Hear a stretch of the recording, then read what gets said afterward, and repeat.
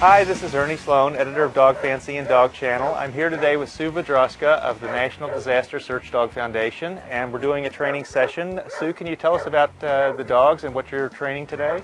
Well, we're training our dogs today to find, well, they're continuing their training to find live human beings. So what we're doing is we're out at this rubble pile. We're going to bury some folks, volunteers or ourselves, whoever shows up. We'll bury them in the rubble, and then we're going to send the dogs up, and they'll alert by barking. Wherever the victim is located, they're going to bark continuously. We'll reward them, and another happy day. We do a minimum of 2 searches, 2 trainings a week, but we don't limit it to rubble, to concrete. We do wood, we do greenways, we do empty buildings, anything that we can find where that might be at a disaster scene where we might need to search. Now tell us about the dogs here. They seem to be moving pretty quickly across the concrete here.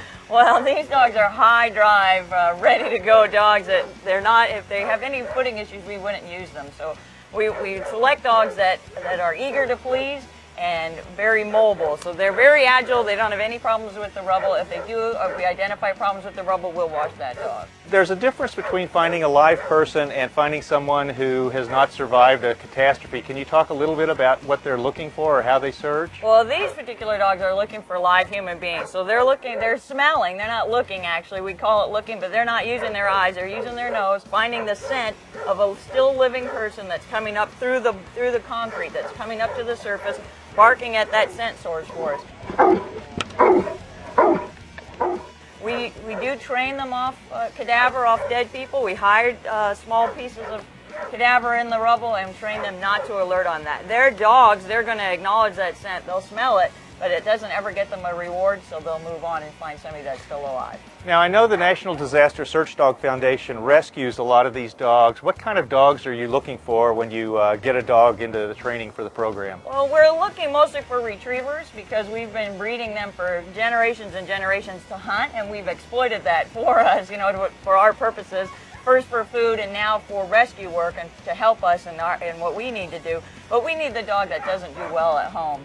The dog that doesn't like to lay around and watch TV, pick up the remote and eat bonbons. We need the dog that wants to come out, wants a job, wants to be busy. And that's what you'll see when you look at these dogs out here. We have some labs that they can't wait to get out here and run on concrete and find people. Now, some of the surfaces out here look pretty treacherous. Even though it's a training practice, there's a lot of rebar, a lot of sharp edges. It's pretty dangerous to be doing some of this training. It's actually more dangerous for us than it is for them. If we had 4 points of contact, we'd be moving a lot better too. And they have the ability, if something's sharp under this foot, at the last microsecond, not to put any weight on that foot. You won't even notice a change in gait, but they'll just skip the weight on that foot and move to that next one coming down. We don't have that ability. That's why we tumble and fall a lot. Now, I know some of these dogs are what they call, have a high prey drive or high toy drive, so they're very energetic kinds of dogs, and they also are very agile. We think that they're finding people. They don't know that they're finding people. They know that they're finding a toy.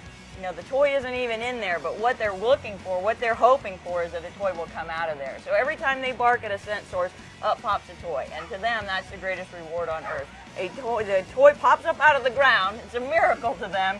And then the ground plays this huge game with them, and they just think that's the best thing on the planet. Now, are the teams, most of the handlers here, I know you're with the LA Sheriff's Department. Yep. Most of the handlers here, either fire department, first responders, they're Yeah, all volunteers, the primary goal is first responders, because we'll have the dogs at work, and then we'll be the first ones on scene, and we'll already have the resource. So if it's a situation where the dog can be used, we don't have to wait for the dog. We can put the dog into service immediately. There are civilians. We have a couple of ones out here hiding in a hole right now.